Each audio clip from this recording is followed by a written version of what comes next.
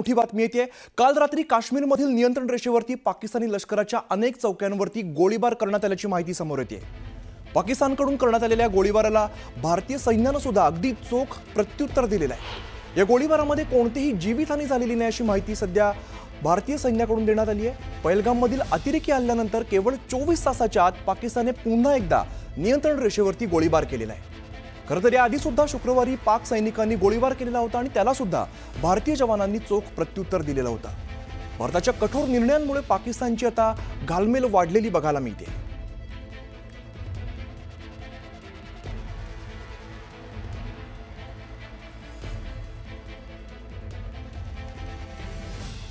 आपण बघतोय रात्रभर सीमेवरती पाकिस्तानकडून गोळीबार करण्यात आल्याची बातमी समोर येते। एलओसीवरती पाकिस्तानकडून काल रात्री पुन्हा एकदा गोळीबार करण्यात आलेला आहे। मात्र आपल्या भारतीय सैनिकांनी सुद्धा त्यांना चोख प्रत्युत्तर दिलेलं आहे।